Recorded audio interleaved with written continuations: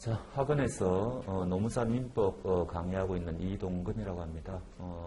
날씨가 굉장히 더운데도 불구하고 와주셔서 정말 감사합니다.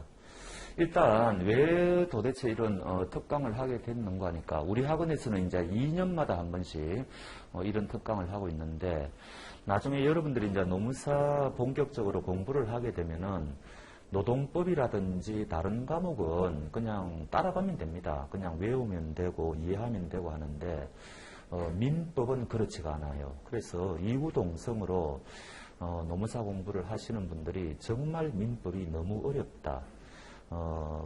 모든 그 수험생들이 공통적으로 하는 이야기입니다. 그리고 시험 막바지가 되면은 민법이 과락 나올지도 모르겠다. 뭐 이런 식으로 굉장히 민법에 대해서 자신감을 가지지를 못하고 그래서 두려움을 느끼고 이런 게 항상 통상적으로 일어나고 있거든요. 그래서 도대체 왜 그렇게 민법이 어려우며 굉장히 자신감을 가지지 못하는지 첫 번째는 오늘 강의 주된 테마는 앞부분은 그 이유에 대해서 잠깐 말씀드리고 그 다음에 두 번째는 여러분들이 본격적으로 민법 공부를 하기 전에 알아야 될 것, 기본 원리라든지 그런 것들을 알고서 나중에 민법을 공부하면은 굉장히 민법이 수월하게 좀 접근할 수가 있다 이런 겁니다. 그래서 오늘 장장 6시간에 걸쳐 가지고 지금 이런 시간을 마련했습니다. 그래서 도대체 왜 민법이 어려운가 그거부터 이제 먼저 한번 규명을 한번 해보도록 하겠습니다. 자, 이제 민법의 체계잡기라는 이름으로 했는데, 그거를 이제 이해하기 위해서는 요 부분이거든요. 그래서 요 부분인데, 우리가 전체적으로 나중에 여러분들이 공부를 할 때, 민법은, 민법 총칙이라는 과목이 하나가 있고, 그 다음에 물권법이라는 과목이 하나가 있고, 그 다음에 이제 채권법이라는 과목이 하나가 있는데, 이거는 워낙 양이 많기 때문에, 또 채권 총론, 채권 강론 이렇게 또 분리가 돼 있어요. 물론 이제 물권법도 분리가 돼 있는데 요거는 양이 그냥 하나로 이제 줄일 수가 있습니다. 그 다음에 여기에는 빠져 있는데 가족법이 있습니다. 그래서 이게 이 전체가 민법이에요. 쉽게 말하면은. 그래서 이제 제가 대학을 다닐 때는 5학기에 걸쳐가지고 민법을 교수님들로부터 강의를 듣는 거죠.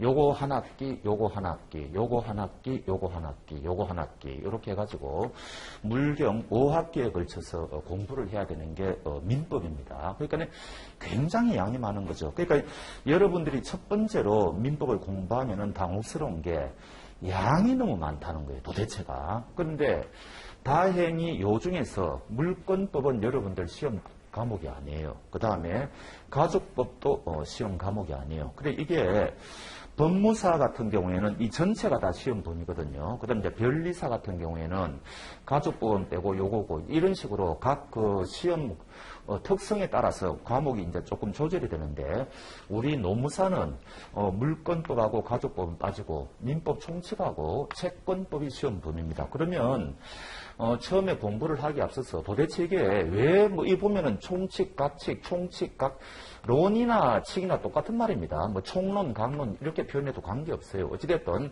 여기 총론, 강론 있죠. 여기 총론, 강론 있죠.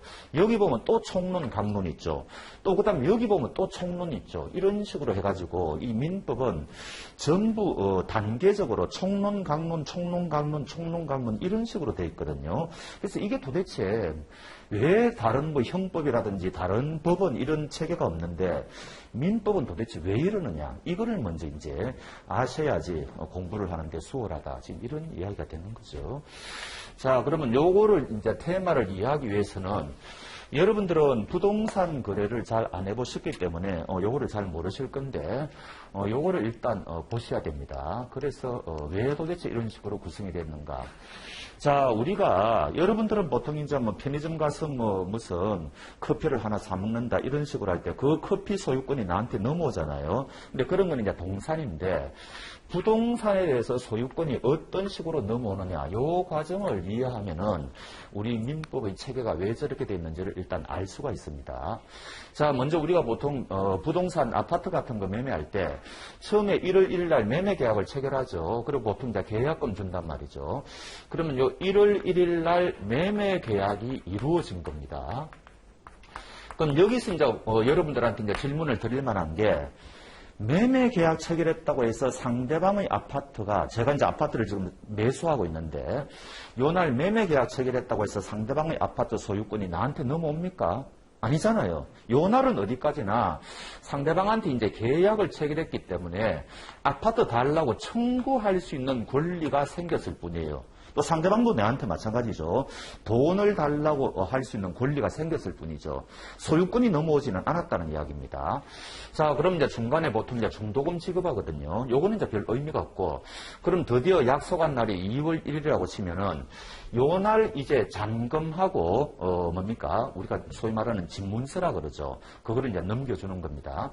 요거를 우리가 뭐라고 이야기하는 거니까, 소유권 이전에 대한 합의다. 이런 이야기를 하는 거죠. 요 합의라는 말은 계약이라는 말하고 똑같은 겁니다. 그러니까 요 날은 소유권이 넘어오지 않았는데 요 날 비로소 두 사람 사이에 소유권을 넘겨주기로 하는 이제 묵시적인 합의가 일어난 겁니다. 그러니까 요 날 비로소 소유권이 넘어가는 거예요. 여기까지는 이해가 가죠. 그러니까 단계적으로 되는 겁니다. 그래서 처음에 매매 계약하고 한 달쯤 있다가 이제 잔금 다 치르고 집문서 넘겨주면 비로소 소유권이 그러니까 이런 거예요. 상대방의 소유권이 내한테 넘어오기 위해서는 계약이 두 번 일어나는 겁니다. 첫 번째는 매매 계약이라는 계약이 한 번 일어나는 거고, 두 번째는 소유권을 넘겨주겠다고 하는 계약이 또 한 번 더 일어나야 돼요. 이거를 일반인들은 잘 모르시는 거죠. 여러분들도 마찬가지예요. 스타벅스 가서 커피를 하나 빼먹잖아요. 그러면 가가지고 돈 치러죠. 그리고 나서 번호표 받지 않습니까? 그러면 처음에 스타벅스 가서 계약을 돈을 치를 때는 매매 계약을 한 거예요. 그럼 나중에 번호표 가가지고 커피를 넘겨받지 않습니까? 그때 소유권을 넘겨받는 거예요. 그렇지 않습니까? 그러니까 이때도 계약이 두 번 일어나는 거예요. 그러니까 우리가 상대방의 소유권이 나한테 넘어온다고 할 때는 계약이 한 번 일어나는 게 아니에요. 그러니까 이거를 일반인들은 잘 모른다는 이야기죠. 계약이 두 번 일어나는. 근데 요때의 계약은 뭐냐? 어디까지나 청구할 수 있는 권리를 이제 발생하는 거죠. 요때는 소유권이 넘어온 거죠. 비로소 이 물건에 대해서 내가 지배를 하게 된 겁니다. 이런 거를 우리가 지배권이라 그러고, 요거를 우리가 청구권이라고 그래요.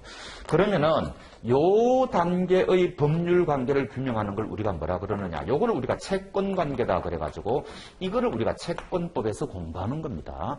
근데 이제 이 물건이 나한테 넘어와가지고 내가 물건을 지배하지 않습니까? 그럼 이 물건을 내가 어떤 식으로 지배하느냐? 요거를 규율하는 법이 물권법이에요. 근데 이제 벌써 여기서 물권이라는 말은 우리가 사회에서 쓰지 않는 말이잖아요. 채권은 여러분들이 익숙할 겁니다. 청구 이런 말들은 익숙한데 이제 여기서부터 이제 머리가 아파지는 거죠. 이 민법은 우리 사회에서 쓰지 않는 용어가 너무너무 많아요. 그러니까 여기서 벌써 물권 그러면은 조금 생소한 말이 나오니까 여러분들이 이제 여기서부터 막 헷갈린다 이런 이야기거든요. 그래서 약간 우리가 오늘 마지막 시간에 민법 고유의 그 용어를 갖다가 제가 좀 많이 설명드릴 건데 벌써 여기서 이제 물권이라는 말이 하나 나왔다 이제 이렇게 되는 겁니다. 자, 그러면 질문 드려보죠. 누가 이런 매매 계약을 체결할 수 있죠? 누가 이런 소유권 이전에 대한 합의를 할 수가 있죠? 둘입니다. 하나는 당연히 사람이죠. 또 하나는 법인이에요. 법인. 우리가 이제 사람은 혼자서 하기에는 한계가 있으니까 법인이라는 제도를 만들어냈지 않습니까? 자본주의가 비약적으로 발전하게 된 계기는 법인을 만들어냈기 때문이라 그래요. 그래서 누가 이렇게 할 수가 있는 거니까 사람과 법인이 할 수가 있는데, 자, 그러면 여기 채권법에 요 누가에 대해서 조문이 막 있고 또 여기 법인에 대해서 조문이 막 있다고 칩시다. 그러니까 여기도 마찬가지죠. 누가 이런 소유권 이전에 대한 합의를 하느냐? 사람이 할 수 있다. 또 법인이 할 수 있다. 여기 사람이고 여기 법인이 할 수 있다고 칩시다.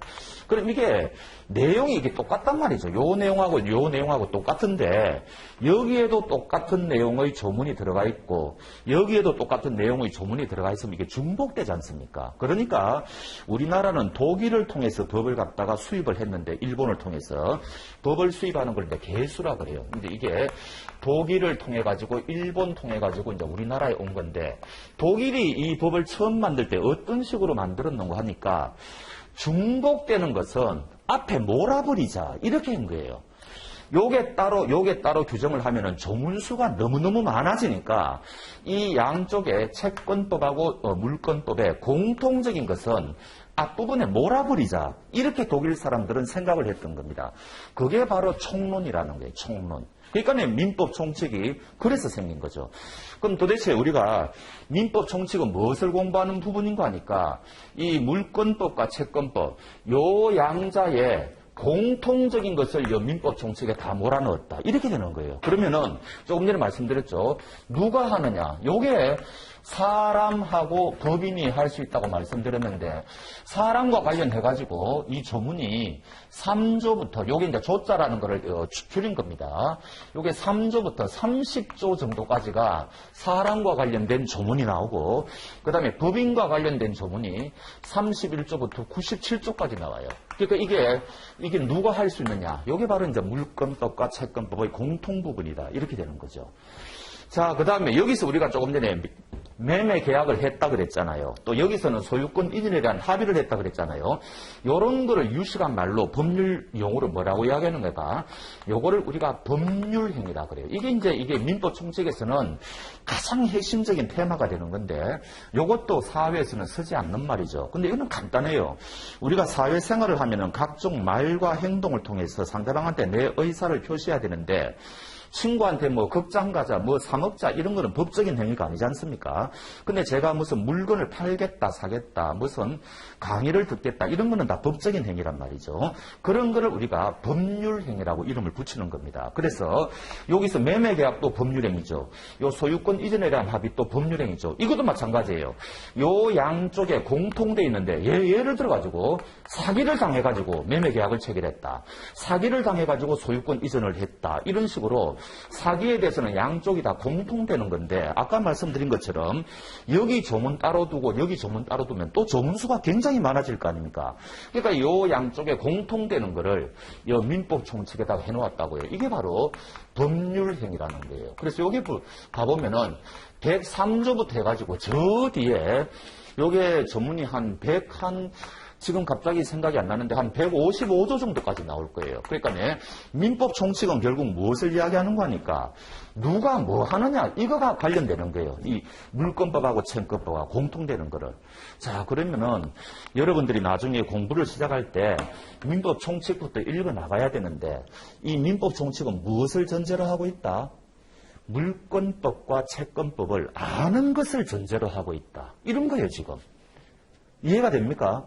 자, 그러면 여러분들은 전혀 여기에 대해서 지금 기초 지식이 없는데 민법 총칙을 읽어보면 1조부터 물권법, 채권법 이야기가 나와요. 그러니까 도대체가 구구단이나 지금 인수분해도 잘 못하고 있는데 1차 방정식, 2차 방정식, 미적분이 나오고 있다. 이런 이야기입니다. 그러니까 이게 어려울 수밖에 없죠. 아니 그러면 선생님 이렇게 공부하면 되겠네요. 이거를 먼저 공부하고 나중에 민법 총칙 거꾸로 공부하는 게 더 낫겠네요. 그런 의문도 들 수가 있는데 실제로 옛날에 사법시험이 있을 때 신림동에서 그렇게 강의한 강사도 있었습니다. 근데 해보니까 더 큰 혼란이 발생하다는 거예요. 이거 먼저 가르쳐 보니까 여기 또 민법 총칙 이야기가 굉장히 많이 나오는데 또 안 되더라는 거죠. 그래서 어쩔 수 없이 지금 순서대로 강의를 하는데 자, 조금 전에 말씀드린 것처럼 민법 총칙부터 공부를 해나가 보면은 여러분들은 끝까지 뭐가 뭔지 모르는 상태에서 일회독을 하게 돼 있다. 이겁니다. 그러니까 굉장히 어렵게 느껴지죠. 그런데 두 번째 정도 2회독을 하면은 이제 민법이 어떻게 돌아가는 걸 알 것 같아. 그다음 3회독 하면은 자신감이 조금 생긴다. 4회독 하면은 이제는 누가 물어봐도 뭐 좀 답할 수 있다. 이런 경지가 되거든요. 근데 여러분들이 민법만 공부합니까? 이 노무사 공부하는데 노동법도 해야 되고 다른 거 해야 되는데 그리고 민법은 도대체가 1차 과목이에요. 2차 과목이 아니에요. 노동법은 1차, 2차에 공통적이기 때문에 노동법은 굉장히 시간을 투여해도 아깝지가 않은데 민법은 1차만 하고 끝나는 건데 여러분들이 여기 시간을 많이 투여할 그 필요가 없잖아요. 그러니까 여기에만 투여하기에는 시간이 아까운 겁니다. 그러니까 이게 딜레마죠. 민법에 어느 정도 시간을 투여할 수가 있는가? 너무 많이 투여하자니까 시간이 아깝고 너무 적게 투자하려고 하니까 민법에 대해서 모르는 것 같고 이런 식으로 진행이 되는 겁니다. 그래서 이런 상태에서 여러분들이 계속 시간이 가보면은 한 민법에 대해서 2회독, 3회독 정도 하게 되면 아는 것처럼 보이고 모르는 것처럼 보이고 이게 막 혼미 상태에 빠지는 거예요. 그런 상태에서 시험장에 가게 되는 겁니다. 그러니까 자신감이 없는 거죠. 그리고 강의를 들을 때는 민법 재밌네, 이해가 가네 이렇게 하는데 나중에 객관식 문제를 풀어가지고 딱 그 출제자가 표현을 조금만 바꾸어도 못 맞추는 거예요, 여러분들이. 그거는 여러분들이 민법에 대해서 완벽하게 알고 있지 않다 이런 이야기입니다. 그래서 이때까지 경험을 보면은 대학생분들이 있죠. 취준생분들, 시간이 많은 분들은 민법이 재미있다 이런 분들은 90점까지도 받아요. 그런 분들은 민법에 대해서 굉장히 투자를 많이 한 거죠. 그런데 직장인들은 절대로 3회독, 4회독 할 시간이 나오지를 않아요. 시간 부족입니다. 그러면은 어정쩡한 상태에서 시험 보러 가게 돼 있을 수밖에 없어요. 그러면 막판에 내가 민법 때문에 과락받겠구나. 불안하는 상태에서 시험 치러 가는 겁니다. 근데 운이 나쁘면 진짜 과락받고 오시는 분도 있는데 대개의 경우는 한 60점 내는 받더라고요. 그러면은 60점만 받아도 합격하거든요. 그리고 50점 받아도 합격이에요. 왜냐하면은 절대평가 아닙니까? 여러분들은 평균 해가지고 60점만 받으면은 이 1차를 통과하는데 노동법에서 만약에 여러분들 노동법이 1이 있고 2가 있는데 노동법 1에서 보통 70점 받거든요. 2도 보통 70점 받아요. 그럼 여기서 그래서 10점씩 남지 않습니까? 그럼 민법은 40점만 받아도 합격할 수가 있어요. 그러니까 민법은 과락만 면해도 1차를 통과할 수 있다. 이렇게 되는 겁니다. 근데 이게 이런 거를 또 목표로 하면 또 안 되지 않습니까? 그러니까 최소한 여러분들이 민법을 한 60점은 받아야 되는데 너무너무 체계적으로 이런 복잡한 이 체계를 갖추고 있기 때문에 이 전체를 깨뚫기 위해서는 굉장히 많은 시간이 소요된다. 예를 한 번 더 들어볼까요? 자, 여기 보면은 이 계약법에 가보면은 14가지 계약이 나오거든요. 요거는 무슨 말인가 하니까 우리 사회에서 계약은 당사자가 합의하기 나름이지 않습니까? 그러면은 수백만 가지 계약이 이루어질 수가 있어요. 그런데 우리 입법자들은 그중에서 가장 우리 사회에서 많이 발생하는 계약을 14가지로 규정해가지고 요거를 우리가 전형계약이라고 그러는데 그 대표적인 게 매매입니다. 그 다음에 여러분들이 잘 아시는 임대차, 그 다음에 뭐 여러분들이 노무사가 되면 고객들하고 위임계약을 맺어야 될 거 아닙니까? 이런 식으로 사회에서 많이 발생하는 14가지 계약이 있는데 요 계약들이 또 공통적인 뭐냐? 나중에 문제가 생겼을 때 계약을 해제를 어떻게 하지? 그럼 요 해제할 때 매매계약의 해제편 또 따로 두고 임대차에 따로 두고 위임에 따로 두고 이렇게 하면은 또 조문수가 많아질 거 아닙니까? 그럼 요 해제는 모든 계약에 공통적이다 해가지고 여기다가 갖다 놨어요. 요게 바로 계약법 총론이라는 거예요. 그러니까 공통되는 건데 다 총론에 몰아놨다 그랬지 않습니까? 자, 그러면 이런 게 되는 거죠. 자, 여긴 또 사무관리라는 게 있고 부당이득 불법행위라 있는데 약속을 제대로 안 지킨다. 그럼 이걸 우리가 채무불이행이라고 그러거든요. 그럼 채무불이행에 대해서 여기 조문 따로 두고 여기 따로 두고 여기 따로 두고 여기 따로 두고 또 조문수가 많아지잖아요. 요거를 몰아놓은 게 또 채권 총문이라고요. 총문이라죠. 그러니까 조문이 사방팔방으로 이렇게 흩어져 있기 때문에 자, 매매계약에 대해서 문제가 있으면 뭐를 봐야 되느냐? 계약국 강론 가봐야 돼요. 매매계약 해제하려면 어떻게 해야 되느냐? 계약국 총론 가봐야 돼요. 매매계약에 대해서 채무불이행이 발생하면 어떻게 되느냐? 채권 총론 봐야 돼요. 매매계약에 대해서 사기가 일어났으면 어떻게 되느냐? 민법 총칙 봐야 돼요. 이런 식으로 조문이 사방팔방 흩어져 있고 이거를 여러분들이 꿰려면은 최소한 3회독 내지 4회독은 해야 됩니다. 근데 조금 전에 말씀드렸잖아요. 그런 시간이 도저히 나오지가 않는다고. 그러니까 이게 민법이 어려운 겁니다. 그래서 체계적으로 민법은 구조적으로 이렇게 어려울 수밖에 없다. 굉장히 이게 딜레마예요. 헌법, 형법, 뭐 행정법 다른 거는 이런 거 없어요. 근데 유독 민법만 이렇다. 이렇게 되는 거죠. 그래서 굉장히 어렵고. 그 다음에 두 번째는 우리는 물권법하고 가족법이 시험 범위가 아니라 그랬지 않습니까? 그래도 양이 많아요. 그래도.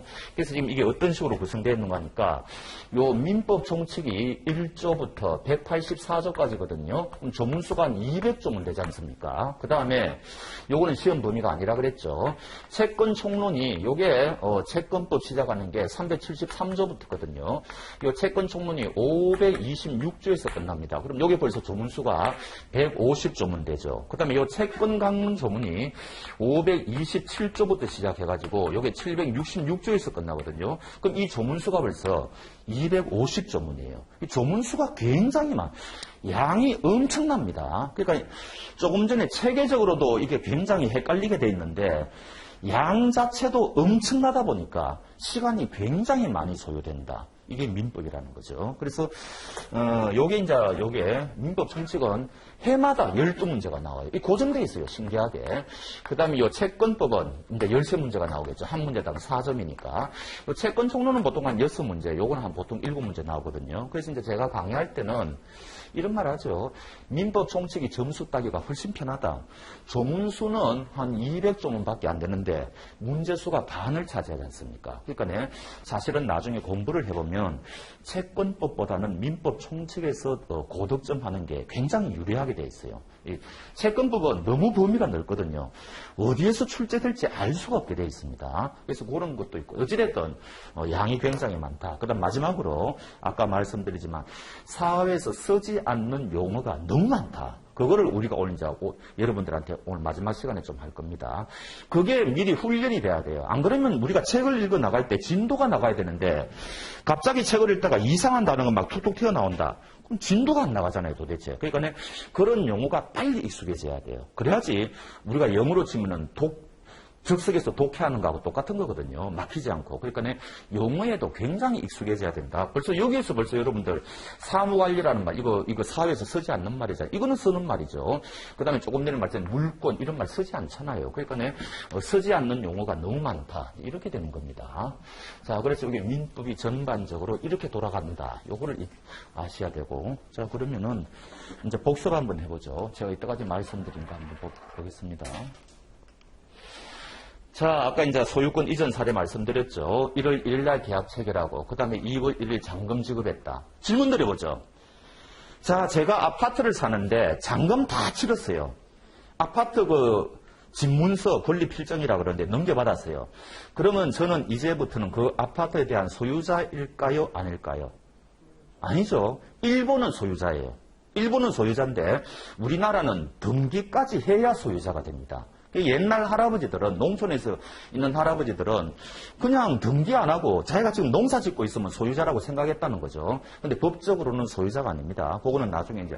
그래서 마지막에 2월 15일 날 이 사람이 자기 이름으로 등기가 맞춰져야만 소유권이 넘어오는 거거든요. 근데 요거는 이제 물권법의 영역인데 우리 시험 범위는 아니죠. 요거는 참고적으로 아시면 되고요. 자, 그럼 이제 복습해 봅시다. 자, 매매계약은 요거는 채권법의 영역이라고 그랬죠. 1월 1일 날 계약 체결했을 때는 소유권이 넘어오는 것은 아니다. 상대방한테 뭔가 달라고 할 수 있는 권리관계가 발생했다. 이런 거를 우리가 채권행위라 그런다. 법률행위의 일종이다. 뭐 이런 말씀 드렸습니다. 자, 그 다음 물권법의 영역. 이제 2월 1일 날 제가 이제 그 건물 넘겨받고 이제 2월 15일 날 등기 마쳤으면 나는 그 아파트 부동산에 대해서 지배를 하죠. 그거를 우리가 이제 물권법의 영역이라고 한다. 그거를 우리가 소유권 넘겨받는 행위를 물권행위라 한다. 이것도 법률행위의 일종이다. 이런 말씀을 드렸고. 자, 그래서 자, 소유권 이전 시점은 2월 1일이 아니라고 말씀드렸죠. 우리나라는 2월 15일이다. 뭐 이런 말씀을 드렸습니다. 자, 그러면 민법 총칙이 왜 있느냐? 채권법은 우리가 그 채권자가 상대방한테 뭔가를 요구할 수 있다. 요걸 이제 우리가 청구라고 했지 않습니까? 자, 특정인에게만 요구할 수 있죠. 길 가는 사람에게 돈 내놔라 그러면 제가 깡패지 그게 말이 안 되지 않습니까? 계약을 체결한 상대방에게만 요구할 수가 있죠. 요게 이제 채권법인데 물권은 어떻게 돼요?